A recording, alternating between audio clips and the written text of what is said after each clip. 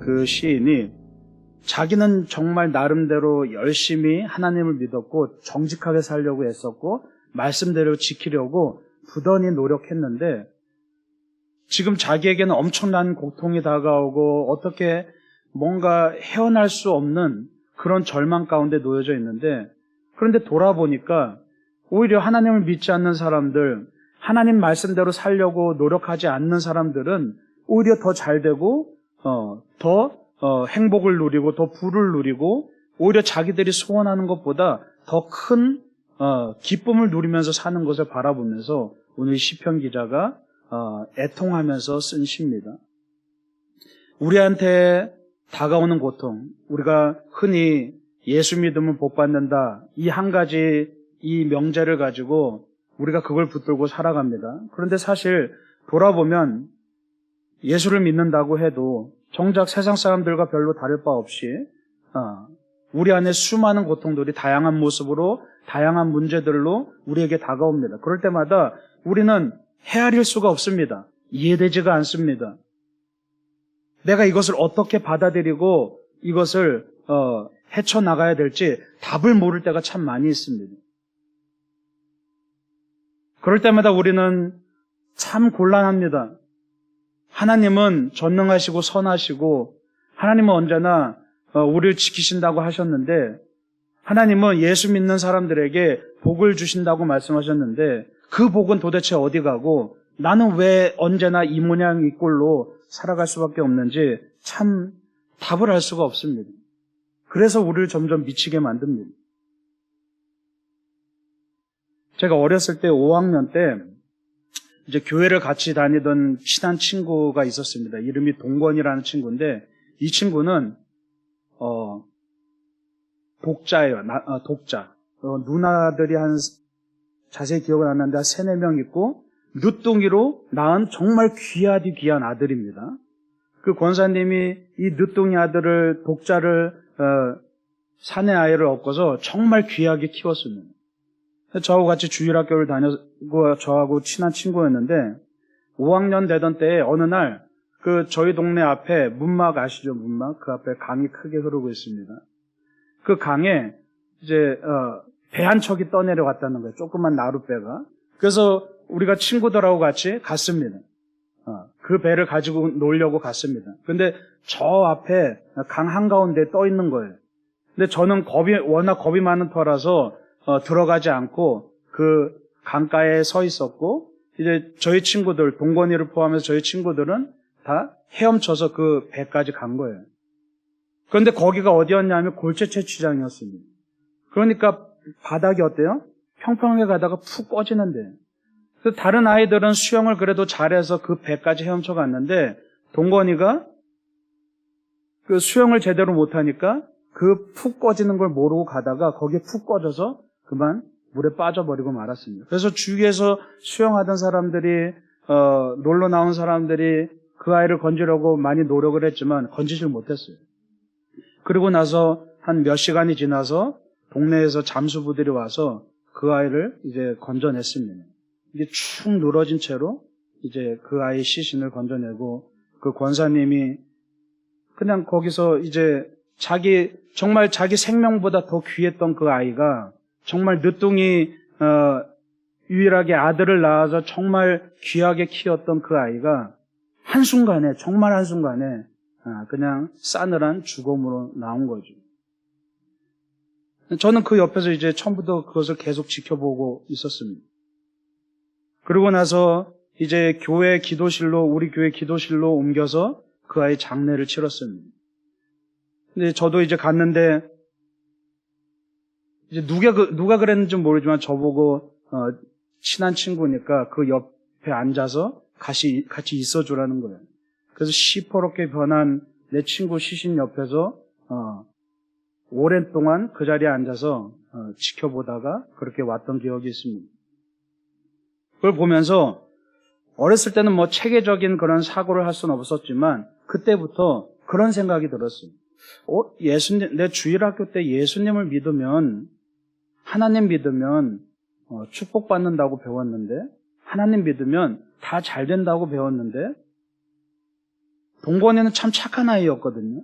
애들한테 해코지 할 줄도 모르고 정말 사랑받고 자란 아이였는데 정말 순하고 정말 좋은 아이였는데 하나님은 왜 그 아이를 데려가셨지?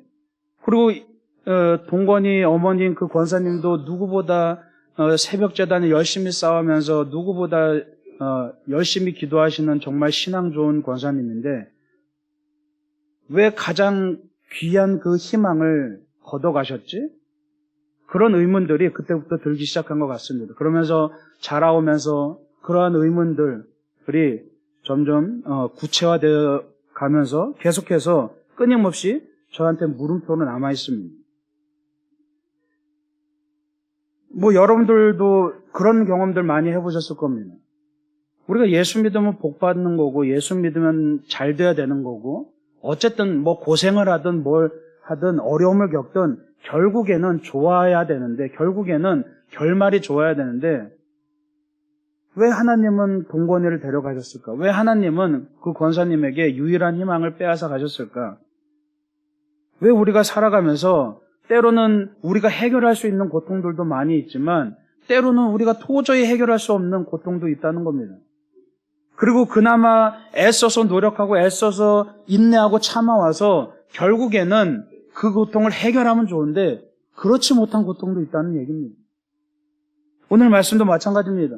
이 시편 기자가 자기 나름대로는 정직하게 살려고 노력했고 자기 나름대로는 열심히 하나님을 믿으려고 노력했고 정말 하나님이 주시는 그 은혜를 누리려고 축복을 누리려고 애써왔는데 정작 자기 삶에는 감당할 수 없는 고통이 임하고 돌아보니까 오히려 하나님 믿지 않는 사람들은 떵떵거리면서 잘 산다는 겁니다.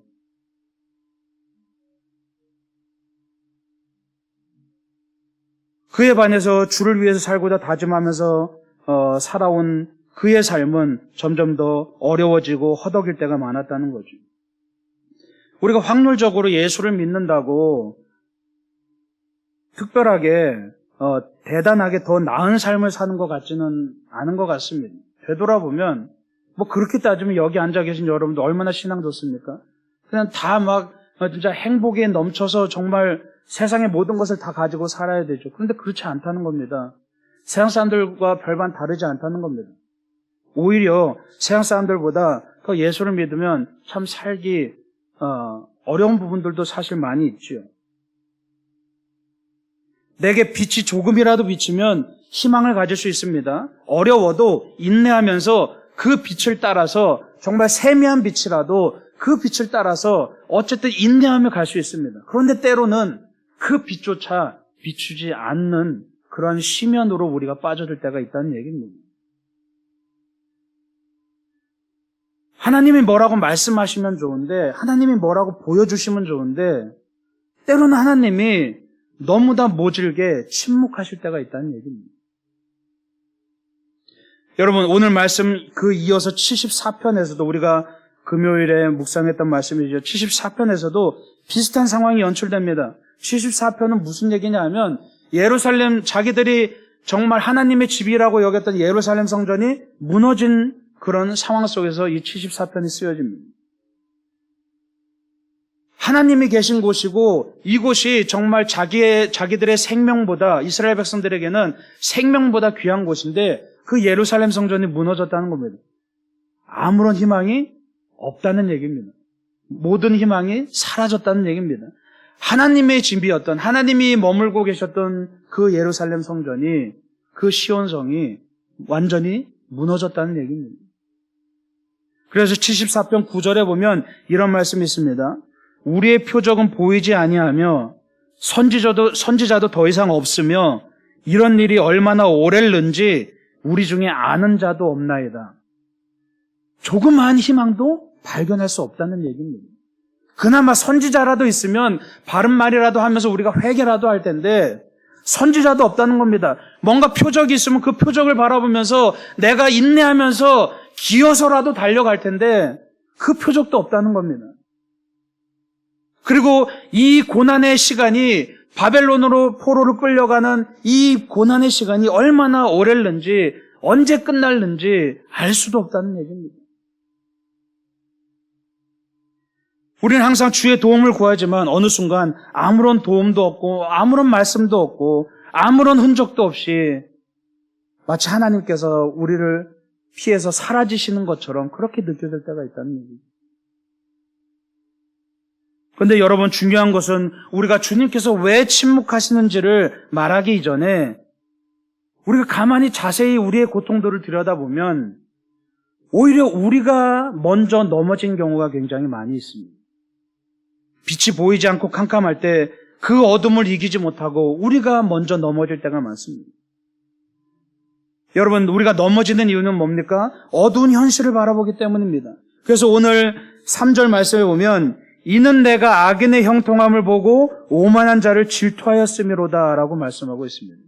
내가 넘어진 이유는 어둡고 캄캄하기 때문이 아니라 그보다 더 먼저 내가 다른 곳을 바라봤기 때문이라는 얘기입니다. 어딜 바라본 겁니까? 나보다 잘 되는 사람들, 세상에서 하나님 믿지 않아도 떵떵거리면서 사는 사람들, 그 사람들을 바라보면서 우리가 비교의식에 빠져서 하나님께서 뭔가를 하시기도 전에 우리가 먼저 넘어졌다는 얘기입니다. 거기에 마음을 빼앗겼다는 거지. 사실은 내심 그들이 부러워졌기 때문입니다. 오늘 3절 말씀에도 오만한 자를 질투하였음이로다 라고 말하고 있죠. 우리가 질투하였다는 겁니다.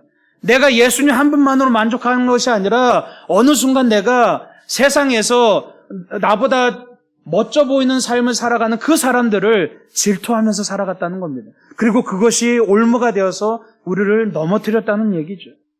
그래서 오늘 16절에 보면 내가 어쩌면 이를 알까 하여 생각한즉 그것이 내게 심한 고통이 되었더니 라고 말하고 있습니다. 바로 그러한 마음들이 우리에게 고통이 되었다는 겁니다. 하나님만을 바라보지 못하고 어둠 가운데서 우리가 자꾸만 다른 것을 바라본 그것이 바로 우리의 시선을 돌렸던 그것이 바로 우리를 넘어뜨리는 심한 고통이 되었다는 겁니다. 세상을 바라보고 세상의 기준으로 우리 스스로를 바라보면 사실은 어둠밖에 없죠. 여러분, 세상 사람들과 비교해 보십시오. 지금 여러분들이 이 자리에 앉아서 예배드리는 이 순간에도 이 화창한 날씨를 즐기면서 밖에서 정말 좋은 시간들을 보내는 그 세상의 사람들을 바라보십시오. 얼마나 질투납니까? 얼마나 부럽습니까? 예, 부러운 거 투성입니다. 그래서 우리가 세상의 기준으로 우리를 바라보면 어둠뿐입니다. 기준이 잘못되었기 때문입니다. 그게 바로 가장 큰 유혹이라는 얘기입니다. 오늘 시편 기자는 바로 자기가 당한 그 고통, 이유를 알 수 없는 그 고통을 깊이 들여다봤더니 그 고통의 원인은 바로 유혹 때문이었다는 겁니다. 무슨 유혹이요? 세상을 바라보게 만드는 유혹이죠. 여러분, 오늘 21절 말씀 함께 읽어보겠습니다. 21절 말씀 시작. 내 마음이 산란하며 내 양심이 찔렸나이다. 내가 이같이 우매에 무죄함으로 주 앞에 짐승이오나. 아멘. 예, 우리가 흔히 삶 속에서 어떤 문제를 만날 때 그것을 고통이라고 말합니다. 그 이해되지 않는 것을 가지고 우리는 그때서야 비로소 하나님 앞에 나와서 기도합니다. 하나님, 내가 고통스럽습니다. 이 얘기는 뭐예요? 내 눈앞에 벌어지는 일이 내가 이해되지가 않습니다. 그거하고 똑같은 말입니다. 그때 비로소 우리는 주님 앞에 나와서 주님 앞에 엎드립니다. 우리는 이해되지 않는 상황을 맞이할 때 비로소 주님 앞에 나와서 기도하기 시작합니다. 하나님, 나 이 상황이 도저히 이해되지 않습니다. 나 하나님을 믿으면 뭐든지 형통할 줄 알았는데 왜 이렇게 큰 문제가 나의 앞에 터집니까? 왜 이렇게 큰 문제가 내 앞에 다가옵니까? 우리는 이해되지 않습니다. 그래서 우리는 그것을 고통이라고 말합니다. 그리고 그 순간 우리가 비로소 하나님 앞에 나오죠. 여러분, 그러면 우리가 이해되지 않는 모습으로 주님 앞에 기도하며 구하는데, 그러면 그 반대로 하나님의 응답은 뭡니까? 하나님의 응답은 그 문제를 해결하는 것 자체가 응답이 아니라 바로 하나님은 우리를 이해시키시는 분이라는 얘기입니다. 우리가 이해되지 않는 것이 이해되게끔 바로 그것이 응답이라는 사실을 여러분 기억하시기 바랍니다. 그래서 주님 안에서 내 앞에 놓여진 문제가 이해가 될 때 우리는 응답받았다고 말하는 겁니다. 그래서 우리의 신앙은 사실은 내가 이해가 되느냐 안 되느냐의 문제지. 우리는 현실에서 고통당할 때 그 문제가 내 삶의 전부같이 느껴집니다. 그래서 이 문제가 해결되지 않으면, 이 문제가 이해되지 않으면 내 삶이 전부 다 무너질 것 같이 그렇게 느껴집니다. 그러나 하나님에게는 그렇지 않다는 겁니다. 하나님에게는 하루가 1000년 같고 1000년이 하루 같은 그 하나님의 시간 속에서 이러한 이해되지 않는 그런 부조리와 고통은 잠깐일 뿐이라는 사실입니다. 결국에 하나님께서는 해답을 가지고 계시는 거죠.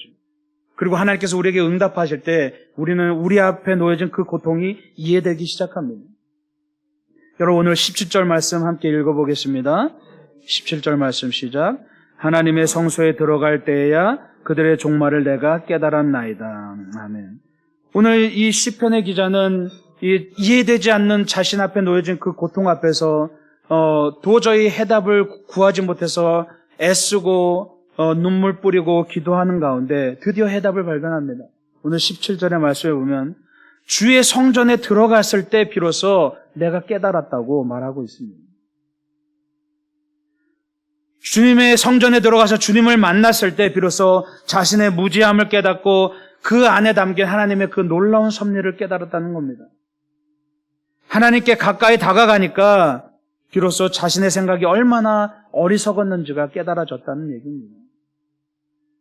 오늘 말씀에 수많은 고통 앞에서 유일한 해답을 제시합니다. 오늘 23절 말씀 함께 읽습니다. 시작. 내가 항상 주와 함께하니 주께서 내 오른손을 붙드셨나이다. 그리고 28절에 보면 하나님께 가까이함이 내게 복이라라고 말씀하고 있습니다. 예, 여기서 우리가 당하는 수많은 고통 앞에서 유일한 해답이 여기 나와 있습니다. 가까이 하는 것, 그것이 축복이라는 얘기입니다. 우리가 왜 고통을 당합니까? 왜 우리 안에 축복이 없다고 여겨집니까? 왜 우리 안에 하나님의 은혜가 없다고 여겨집니까? 왜 우리가 자꾸만 하나님이 침묵하신다고 여겨집니까? 우리 안에 축복에 대한 정의가 잘못되었다는 얘기입니다. 자꾸만 내가 생각하는 내 바램들을 놓고 그것이 축복이라고 여기면서 살아가죠. 그런데 오늘 말씀에 뭐라고 말합니까? 가까이함이 축복이라는 겁니다.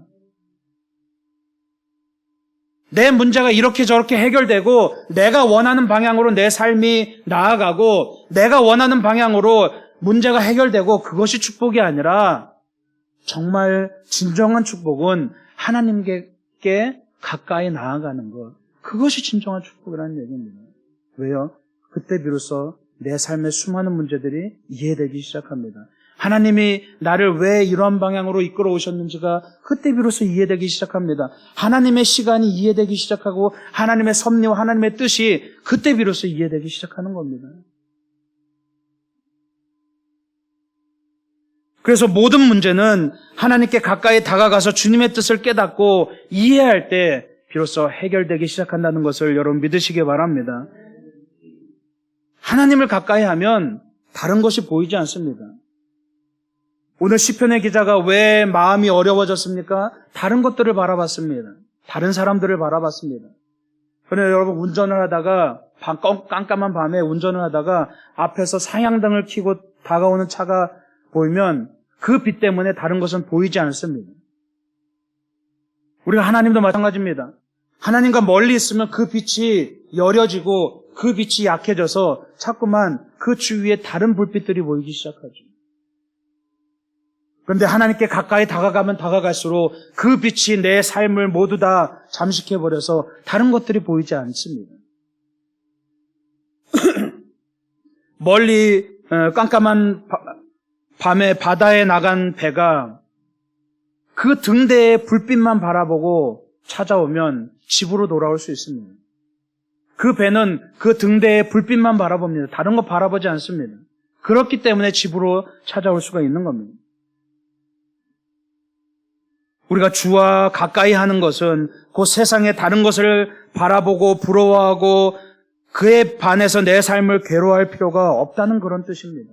주님과 가까이 하면 주님의 그 빛이 나를 비추고 그 빛이 내 삶을 둘러싸서 우리는 주님만 바라보고 살아갈 수 있게 되는 겁니다. 그래서 주님과 가까이 하는 것이 참된 복이라고 말씀하고 있습니다. 주와 가까이 하는 것만으로 수많은 고통들이 해결된다는 것을 여러분 기억하시기 바랍니다. 우리 마지막으로 28절 말씀 함께 읽어보겠습니다. 28절 말씀 시작. 내가 주 여호와를 나의 피난처로 삼아 주의 모든 행적을 전파하리다. 아멘. 우리는 수많은 고통과 어둠을 만납니다. 그리고 그 가운데서 우리가 빛을 발견하고 주를 가까이 하고 해답을 얻게 되죠. 우리는 그것을 복음이라고 말합니다. 여러분, 복음이란 것, 우리가 복음을 전해야 되고 복음대로 살아야 되고 복음을 따르면서 살아야 되는데, 복음이란 것은 관념적인 것이 아닙니다. 많은 사람들이 그냥 머릿속으로만 복음을 말합니다. 요한복음 3장 16절 그거 외운다고 우리에게 복음이 임하는 것이 아닙니다. 복음은 관념적인 것이 아닙니다. 복음은 그냥 예수님 내가 믿습니다. 그걸로 끝나는 것이 아닙니다. 복음은 실제로 내 삶에서 살아서 역사하시는 하나님의 능력입니다. 그냥 듣기 좋은 소리가 아닌 겁니다. 실제로 내 삶에서 나의 끝없이 영원할 듯했던 그 고통과 어두움이 사라지고 영원한 생명을 얻게 된 그 놀라운 경험이 바로 복음인 줄 믿으시기 바랍니다. 그냥 머릿속으로는 내가 예수 믿으면 나중에 죽어서 천국 가겠지, 이게 복음이 아니라는 겁니다. 복음은 실제로 내 삶을 완전히 뒤바꿔 놓는 하나님의 능력인 것입니다.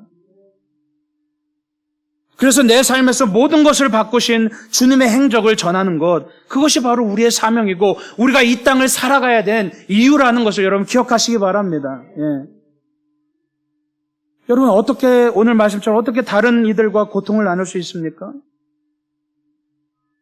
우리가 구제도 할 수 있습니다. 우리가 사회사업을 하면서 도와줄 수도 있습니다. 저도 인도에서 선교 사역을 하면서 참 비참한 수많은 사람들을 날마다 만나면서 언제나 그런 고민들을 안고 살았습니다. 어떻게 이 사람들의 고통을 해결해 줄 수 있을까? 어떻게 이 사람들의 그 정말 끝을 알 수 없는, 도저히 빛을 찾아볼 수 없는 절망과 고통들을 어떻게 내가 조금이라도 도와줄 수 있을까? 코로나 가운데 수많은 사람들이 옆에서 다 죽어갑니다. 무덤이 모자랄 지경입니다. 정말 하나님을 위해서 자신의 모든 것을 걸고 인도 땅으로 왔던 그 동료 선교사가 그냥 허무하게 조그만 산소통 하나가 없어서 죽어갔습니다. 저희 윗집 아주머니도 죽었습니다. 저희 성도도 죽었습니다. 저희 함께 협력하는 사역자도 허무하게 죽어갔습니다.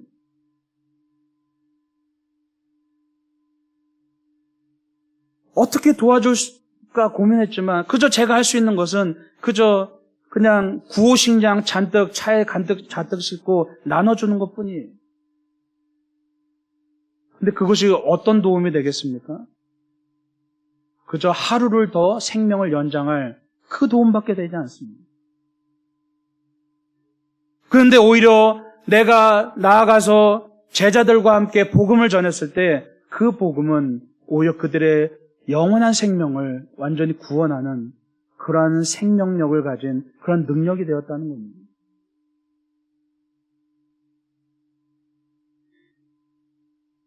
우리가 영원한 어둠에서 주의 은혜로 인해서 영원한 빛으로 옮겨간 그 모든 간증의 이야기들, 그게 바로 복음입니다. 그래서 여러분들은 다 복음을 소유한 사람들입니다. 그리고 그 복음은 언제 시작됐습니까? 내가 고통당할 때 그 고통에서 나를 구원하신 그 주님의 은혜가 바로 복음이었습니다. 그리고 그 복음이 결국 고통당하는 누군가를 치유할 수 있었던 거죠. 그래서 여러분, 상처받은 사람이 남을 치유할 수 있습니다.